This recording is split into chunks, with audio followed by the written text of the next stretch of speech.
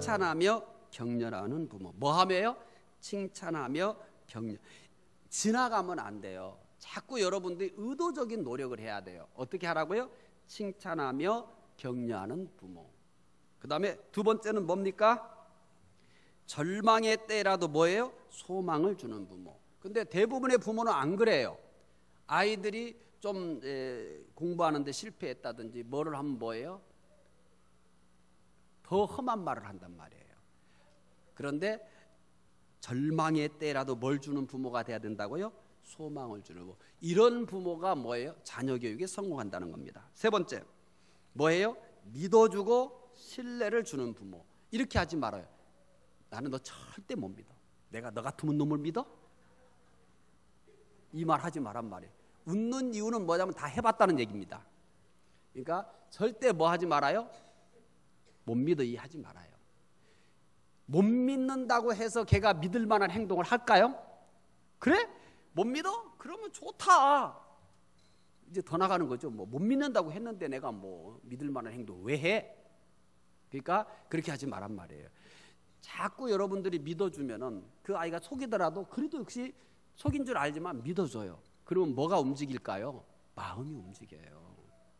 절대 여러분 마음을 움직여야지 성질을 내거나 야단을 치거나 막말을 해가지고 사람을 움직이는 거는 절대 그런 일은 없어요. 여러분 잘할 때 막 부모가 이렇게 막 너 같은 놈을 믿어, 너 같은 놈이 뭘 해? 이래가지고 변화되신 분 손 들어보세요. 없는데 왜 그렇게 살아? 없잖아요. 반발만 커지지. 설령 속일지라도 속인 줄 알아도 뭐 하라고요? 뭐 하라고요? 믿어줘라. 그 다음 자녀를 젊은 친구들 이제 갓 젊은 친구들 아이들을 책망하는 것에 대해서 여러분 두려워하지 말아요. 그러나 분명히 아이에게 알려줘야 돼요. 네가 이런 일 때문에 오늘은 좀 야단을 치겠다. 그런데 얘는 재밌게 놀고 있는데 그냥 갑자기 벼락을 치면 얘가 이거 어떻게 되겠어요? 얘가 혼란에 빠진단 말이에요.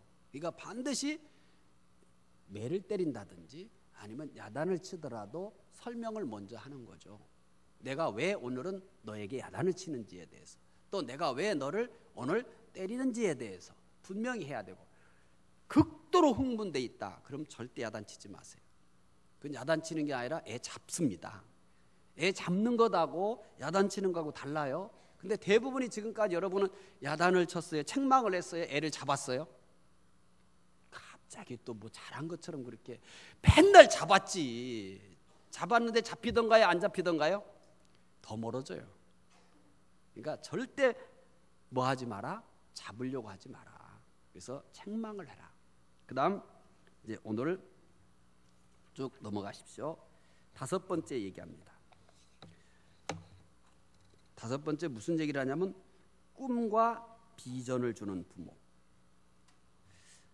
한 교수가요, 저는 이 글을 읽으면서 참 이게 한국 교육의 실상이다라고 생각을 해요. 한 교수가 사법연수원생들과 사법고시 이제 이 사법연수원들하고 이제 사법부에 이제 연수원생들이 이제 이렇게 들어오잖아요. 그럼 이제 사법부 고위 관계자들과 서로 인사를 하게 돼요. 그러니까 상견례를 하는 거죠. 그러니까 앞으로 이 친구들이 뭐가 될 거예요? 사법부의 인재가 될 거잖아요. 그래서 연수원에 들어오면 이제 사법부 고위 관계자들하고 상견례를 해요. 그런데 이 사법부 고위 이 관계자들과 상견례하는 그 자리에 이 교수가 초대를 받아서 갔어요. 그래서 이 교수가 이제 화장실에 갔는데 화장실 한 칸에서 전화 통화 내용이 생생하게 들리는 거예요.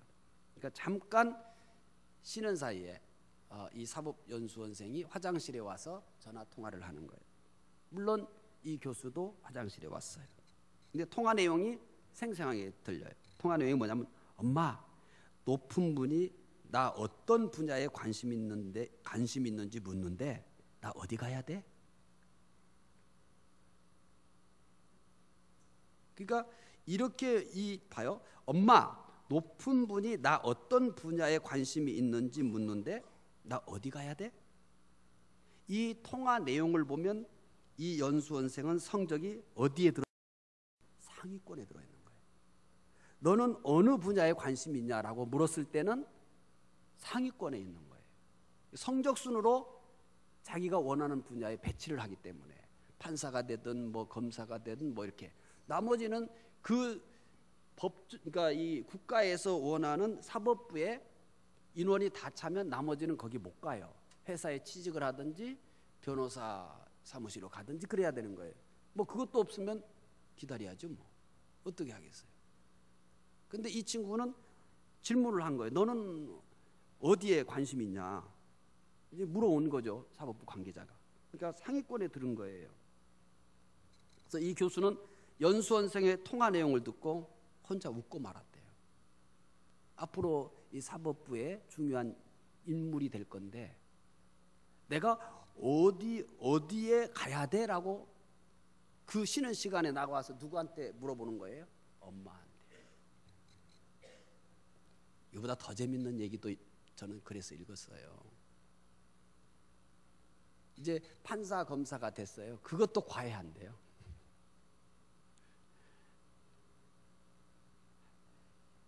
기가 막히죠.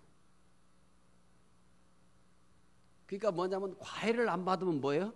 불안해서 못 살아요. 초등학교 때부터 끊임없이 뭐 받았어요? 사법부 이게 그 고시 패스도 뭐 받아서 됐어요? 과외 받아서 됐어요, 여러분. 그러니까 과외가 없으면 뭐 하는 거예요? 불안한 거예요, 불안한 거예요. 왜 이런 일이 생길까요?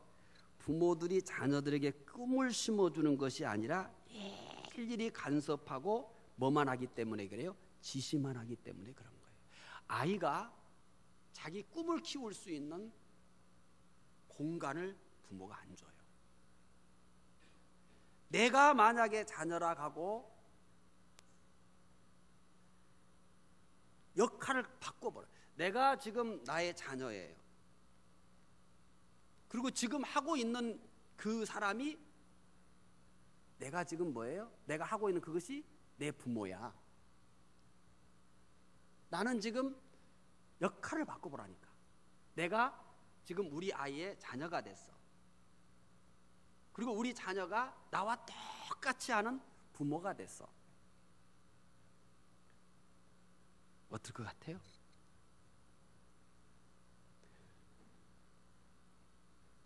부모가 해야 할 가장 중요한 일이 뭐냐면 아이가 뭘 갖도록 해주는 거예요? 꿈을 갖도록 해주는 거예요. 저는 제일 감동을 받은 게 뭐냐면 이어령 교수의 어머니예요. 이어령 교수. 제가 제일 우리나라 사람 중에 글을 제일 잘 쓰는 사람으로 얘기하면 난 주저하지 않고 이어령 교수라고 그래요. 그래서 그분이 쓴 책은 매직 하나만 다 읽어봐요. 어떻게 이렇게 글을 잘 쓸 수 있을까? 짧게 써도 충분히 내용을 다 전달을 해요. 그런데 짧게 썼다고 해서 이게 단순한 게 아니에요, 내용이. 어쩌면 이렇게 표현할 수 있을까? 그래서 뭐라고 이분에 대해서 평가를 언어의 마술사다. 언어의 마술사다. 이런 표현을 썼어요. 그래서 저는 글을 읽으면서 그래, 이분에게는 이런 표현을 써도 정말 맞다. 이분에 대해서 이제 마지막 시간에 소개를 할 거예요. 저는 그분의 어머니가 하신 일에 대해서 이분은 무조건 뭐냐면 오늘 내가 이렇게 된 것은 어머니 때문이다. 어머니가 나를 이렇게 만들었다는 거예요. 이분 연세가 엄청 많잖아요. 그런 연세인데 어렸을 때 자기 어머니가 어떻게 했냐 이거예요. 그래서 자기 어머니가 자기를 만들었다는 거예요. 지금 할아버지가 되어 있잖아요. 할아버지가 되신 분이 뭐냐면 나는 우리 어머니 때문에 이렇게 됐다는 겁니다. 대단하죠? 부모는 자녀들에게 뭐를 심어주는 사람이 돼야 된다고요? 꿈을 심어주는 사람이 돼야 돼요. 꿈을 심어주는 사람. 나는 우리 아이에게 어떤 역할을 할 것인가라고 질문했을 때 여러분 뭘 심어주는 사람이어야 돼요? 부모는 꿈을 심어주는 사람이 돼야 된단 말이에요. 이어령 교수의 어머니는 이어령 교수에게 꿈을 준 거예요. 꿈을 준 거예요. 꿈을.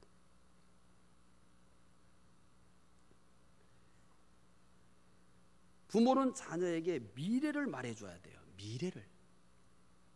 그런데 뭐냐면 추상적으로 말하는 것보다 자신의 경험을 토대로 말하는 것이 더욱 도움이 돼요.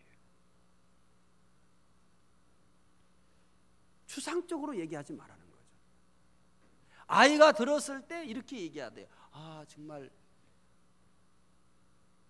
우리 엄마가, 우리 아빠가 정말 최선을 다해서 준비해서 이 얘기를 해주는구나. 어떤 직종을 얘기하면서 이거 되라 이렇게 하면 안 돼요. 그 직종에 대해서 얘는 선택의 능력이 없잖아요.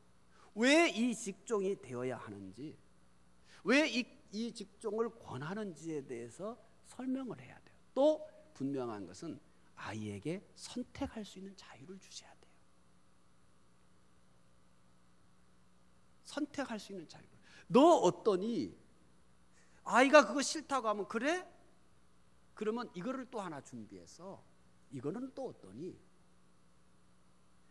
제발 멍하니 앉아 계시지 말고요. 정말 잘 새겨 들으셔야 됩니다. 부모가 내가 정말 행복하다고 느낄 때는 부모가 성공했을 때예요? 우리 아이들이 잘 됐을 때예요? 아이고, 아이가 잘 됐을 때예요. 설령 내가 성공했더라도 우리 아이는 내가 평생에 걱정해야만 하는 상황이야. 그럼 절대 아무리 성공했어도 의미가 없어요. 아무 의미가 없단 말이에요. 부모는 자녀에게 꿈을 심어줄 수 있어야 되고, 뭘 말해주는 사람이어야 된다고요? 미래를 말해주는 사람이어야 돼요. 그런데 그것이 추상적이거나 그냥 돈 많이 벌겠으니까 근사해 보니까 이렇게 얘기하면 안 된단 말이에요.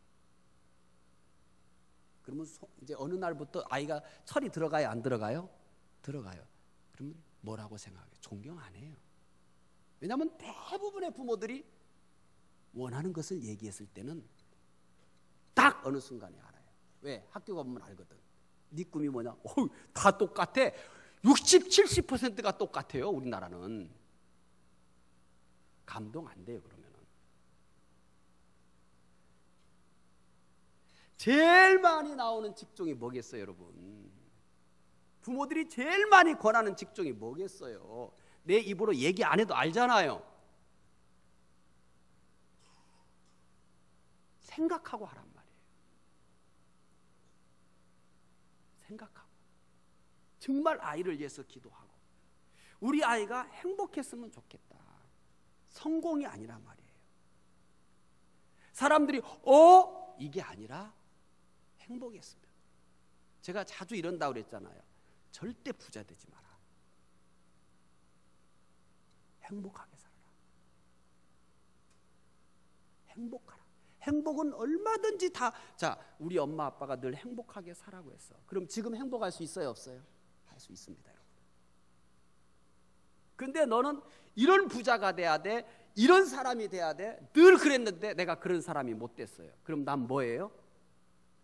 실패자가 되는 거예요. 부모가 나를 부모 때문에 내가 무슨 자가 되는, 아이를 실패자가 되게 만드는 거예요. 그런데 늘 이런 거예요. 가장 중요한 것은 행복한 사람이에요. 그러면 먼 훗날 엄마 아빠가 없을 때도 뭐예요? 그래, 나는 우리 엄마 아빠가 안 계시지만 그분들이 늘 말씀했던 것처럼 나는 행복해. 난 행복해. 그러면 자기 행복을 내가 느끼면 우리 자기 자녀들도 어떻게 키우겠어요? 그렇게 키워요. 행복하거라. 부모가 자녀에게 미래를 볼 수 있도록 말하면 어떤 유익이 있느냐? 여러분 교재 보십시다.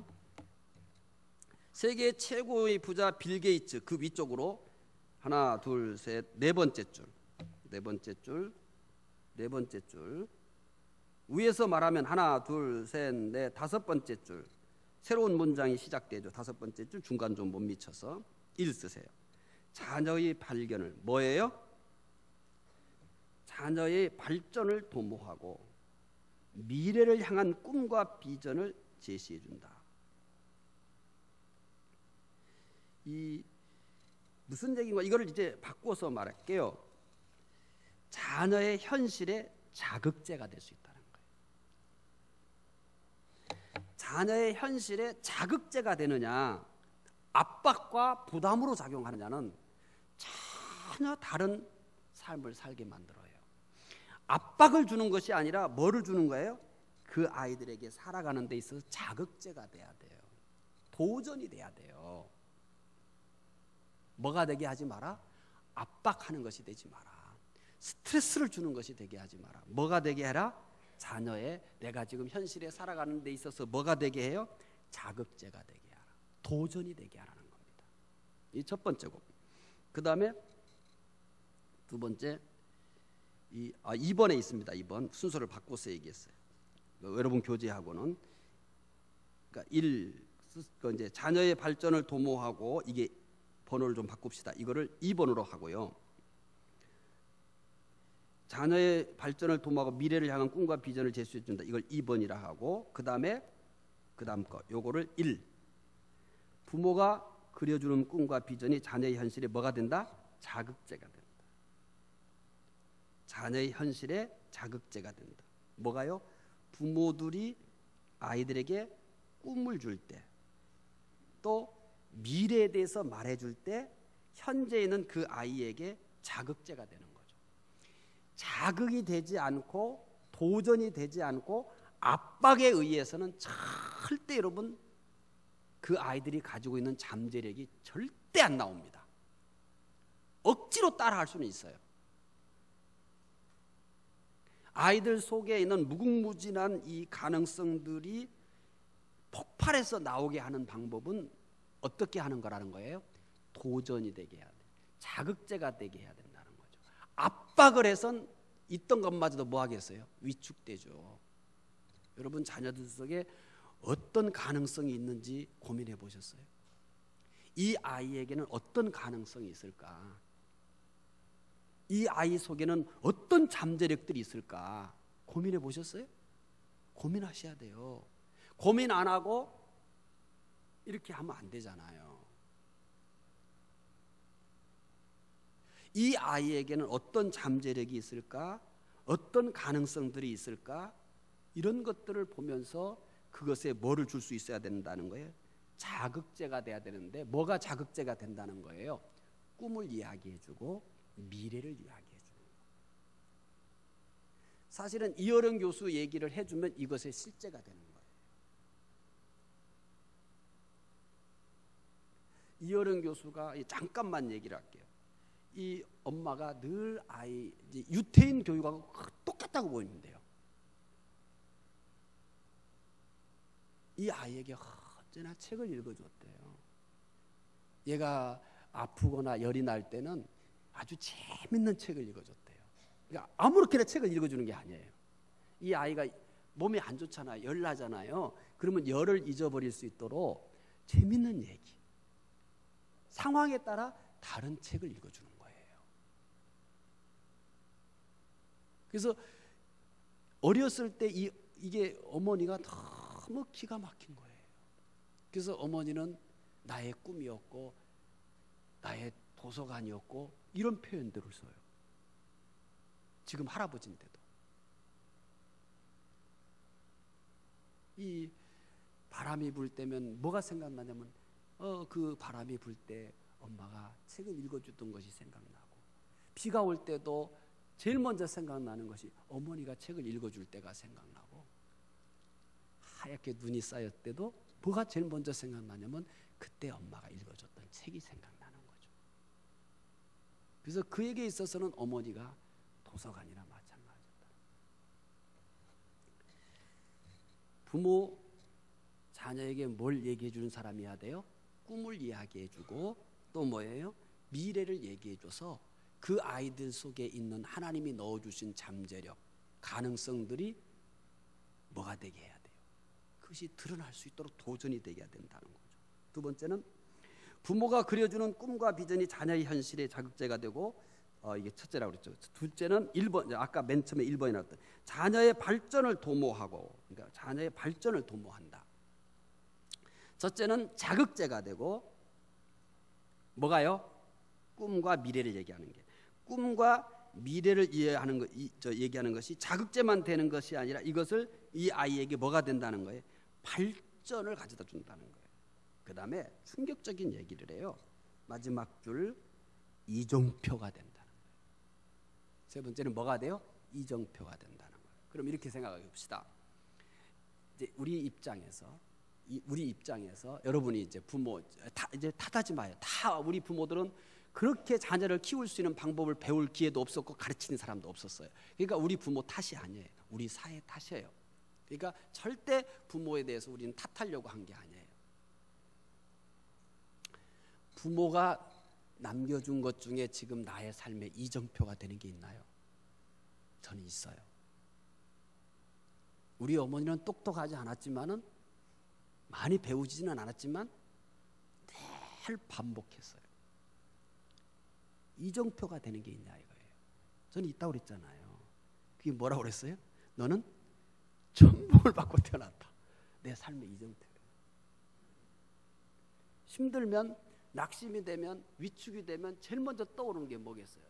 그래, 난 천복을 받고 태어났대. 그러면서 다시 힘을 얻는 거예요. 자녀들에게 너무 많은 것을 주려고 하지 말아요. 이정표가 될 수 있는 게 있어야 돼요. 이정표가. 내 인생의 이정표. 그게 뭐냐는 거죠. 이정표가 될 수 있는 게 있어야 됩니다. 그러니까 어느 날 이 아이들이 여러 이야기를 듣지만 저도 처음에는 엄마가 참 많은 말을 했어요. 근데 세월을 살아가면서 남는 게 있어요. 정말 많은 말을 했어요. 근데 늘 얘기를 했어요. 나갈 때도 얘기, 들어와서 밥 먹을 때도 늘 옆에서 여러 이야기를 해요. 그때는요, 아우 귀찮아 죽겠어요. 여러 얘기를 해요. 근데 여러 얘기들 중에 나이가 들어가면서 정리가 되기 시작했어요. 우리 어머니는 이게 너의 이정표가 되라고 하지는 않았어요. 근데 생각날 때마다 자기 하고 싶은 이야기를 한 거예요. 그런데 언제나 그 속에 꼭 남아있었던 얘기가 있어요.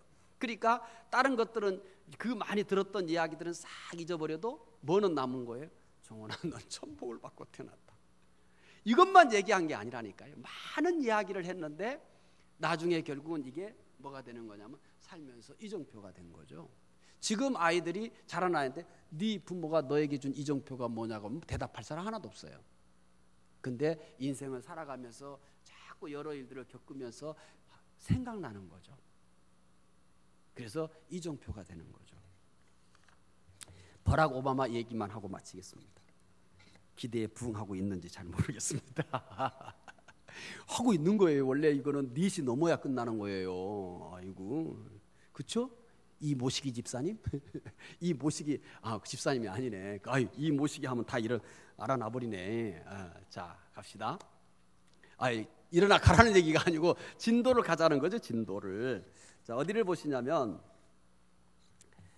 그가 오바마 얘기를 할 거예요. 영상 먼저 보고 합시다.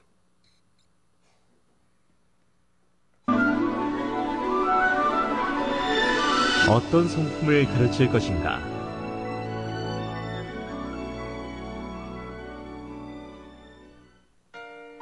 미국 역사상 최초의 흑인 대통령인 버락 오바마가 대통령이 되기까지는 그 어머니의 역할이 중요했습니다.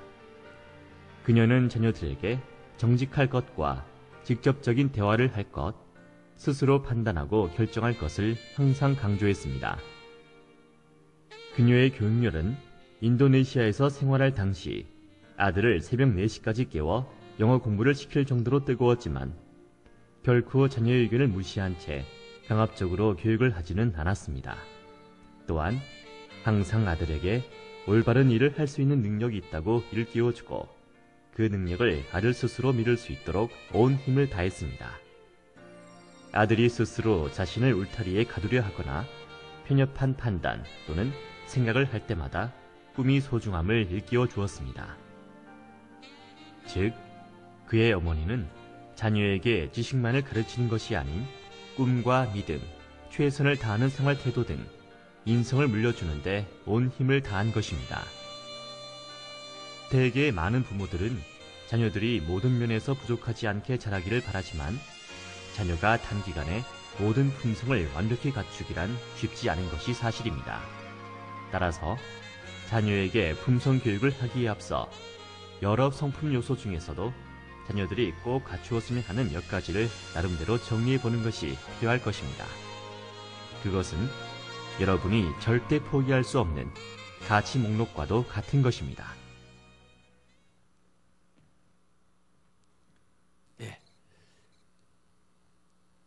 이 버락 오바마, 미국 역사에서 첫 번째 흑인 대통령입니다.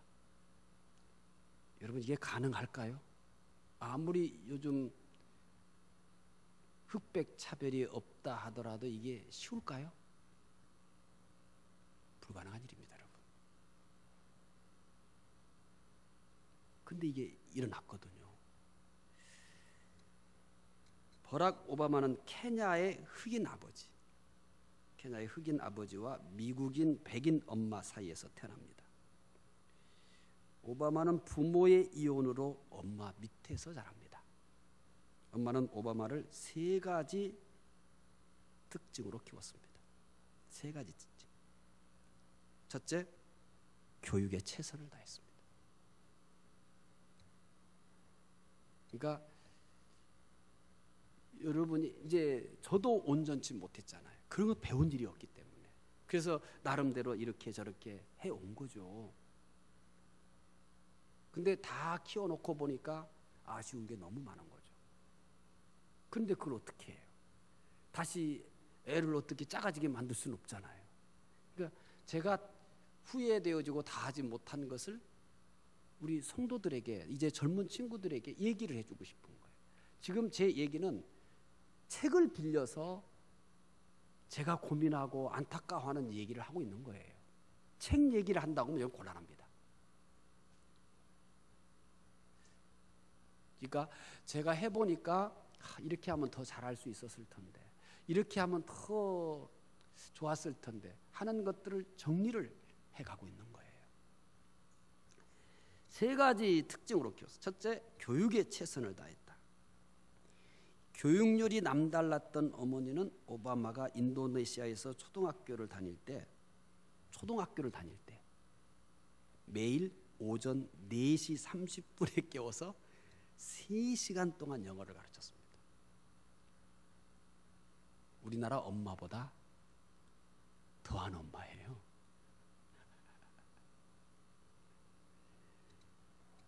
미국의 또래 아이들이 학교에서 배우는 내용을 새벽 4시 30분서부터 3시간 가르친 거예요. 왜냐하면 인도네시아에 초등학교를 다녔거든요. 그런데 인도네시아가 목적이 아닌 거예요. 그러니까 인도네시아, 나머지 시간은 인도네시아 초등학교 가서 인도네시아 초등학교 과정을 배우는 거예요. 그러니까 얘는 2가지 초등학교 과정을 보이고 있는 거예요. 새벽 4시 30분에 일어나서 학교 가기 전까지는 미국의 초등학교 과정인 거예요. 그리고 학교 가서는 인도네시아 초등학교 과정인 거예요. 오바마가 13살이 되자 미국 학교에서 미국 아이들과 똑같은 과정을 공부할 필요가 있다며 아들을 혼자 13살짜리를 하와이 외가 쪽으로 보냅니다. 이때 오바마는 혼자 가야 한다는 어머니의 말을 사흘 동안이나 듣지 않았어요. 그러니까 이 오바마 엄마가 얘기합니다. 베리, 너는 최고의 미국인이 되어야 해. 그러니까 최고의 교육을 받아야 한다. 우리와는 달라요. 우리는 이렇게 할 거예요. 너는 대통령이 돼야 한다. 다른 거예요, 여러분. 뭐가 다른지를 발견하라는 거죠. 사람이 되는 겁니다, 사람. 그러니까 우리하고는 벌써 세대차가 나는데도 다른 발상을 한 거죠. 그러니까 최고의 미국인이 돼야 됩니다. 최고의 무슨 직종이 돼야 된다는 얘기가 아니에요. 우리는 꼭 그러잖아요. 뭐가 돼야 된다는 거죠. 근데 이 어머니는 뭐냐면 너는 최고의 미국인이 돼야 해. 그러니까 최고의 교육을 받아야 돼. 결국 오바마는 어머니의 말을 따르게 됩니다. 뭐가 다른지에 대해서 생각을 하라는 거죠. 뭐가 다른지에 대해서. 너는 최고의 미국인이 되라. 이거였어요. 두 번째는 뭐냐면 자신감을 갖게 했어요. 그때만 해도 여러분 이 피부빛깔로 인해서 어때요? 지금도 차별이 있는데 그때는 뭐 하겠어요? 더 심각하죠. 어머니 오바마가 흑백 혼혈이라는 평범하지 않은 상황을 잘 극복해 나가기를 바랬어요. 그래서 끊임없이 흑인이라는 사실은 강인한 자만이 짊어질 수 있는 영광이자 기가 막히죠, 여러분. 저는 이 말을 들으면서 전율이 올랐어요. 봐요. 끊임없이 흑인이라는 사실은 이렇게 얘기했어요. 강인한 자만이 짊어질 수 있는 영광의 짐이자 위대한 유산, 운명의 특혜라고 가르쳤어요. 아무나 짊어질 수 있는 게 아니라는 거예요. 그래서 이 오바마의 어머니는 이 아이의 피부빛깔을 보면서 뭐라고 얘기한 거냐면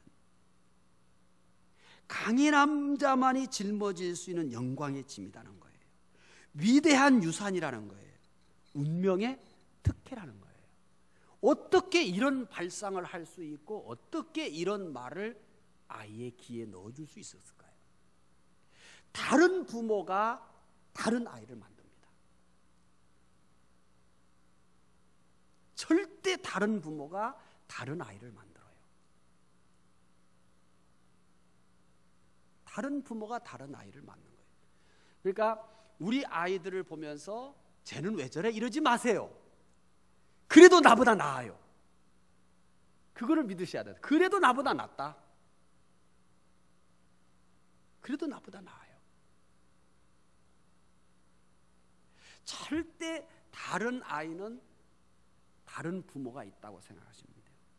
다른 사고와 다른 가치관을 가진 부모는 그런 아이가 생겨지는 거예요.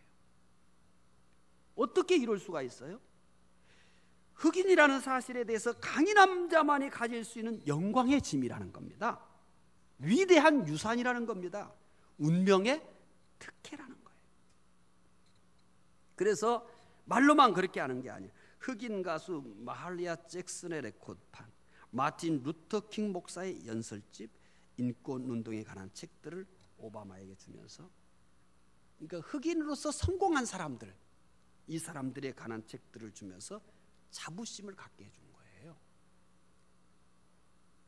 세 번째, 약한 사람을 배려하는 마음을 가르쳤어요. 이런 얘기했죠. 다른 가치를 가진 사람이, 다른 가치를 부모가 가져야 다른 아이가 태어난다고. 대부분 우리는 뭐예요? 맞고문 가서 부모가 선생님을 때려버리고, 우리나라 희망 없는 나라예요, 여러분. 또 사고가 터졌대잖아요. 무슨 아버지가 가서 초등학생, 학부모 아버지가 가서 학생들 보는 앞에서 여선생님 뺨따구를 때려버렸다다.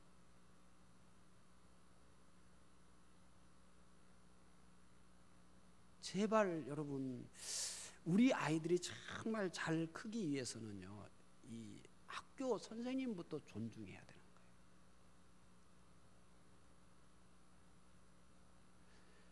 여러분 보세요. 대학교까지 학교에 가서 배울 거예요. 근데 부모가 그 선생님 실력 없어.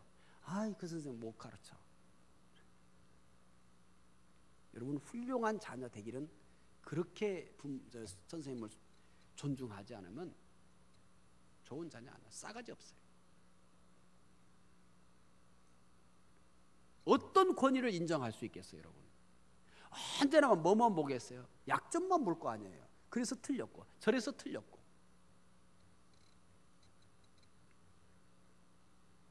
약한 사람에 대한 배려하는 마음을 가르쳤어요. 사람들을 대하는 마음 씀씀이를 직접 말로 한 게 아니라 보여준 거예요. 인도네시아에는 어디를 가든지 누더기를 거친 사람을 만날 수 있었어요. 거리에서 그런 사람들을 만나거나 그들의 집으로 구걸하러 오면 돈이든지 무엇이든지 가진 것을 나눠줬습니다. 불안정한 가정 환경과 낯선 환경, 친구들의 따돌림 속에서 마음이 따뜻한 아이로 성장할 수 있었던 이유는 어머니에게 있었습니다. 지금도 내가 흑인으로 성장해서 그 사회에 성공한다는 것은 어려운 일이에요. 근데 이때 이렇게 될 수 있었던 것. 자, 이혼했죠. 불안정한 가정 환경이에요. 정말 낯선 이방인 같은 그런 삶이에요. 친구들로부터 따돌림 당해요. 그러니까 우리는 이런 것들을 놓고 봐서 이 아이는 삐뚤어질 수밖에 없다고 얘기할 거예요. 아무것도 환경이 좋은 게 없어요. 그런데 누구보다도 따뜻한 마음의 아이로 성장해서 미국의 운명을 책임지고 있습니다. 엄마 때문입니다.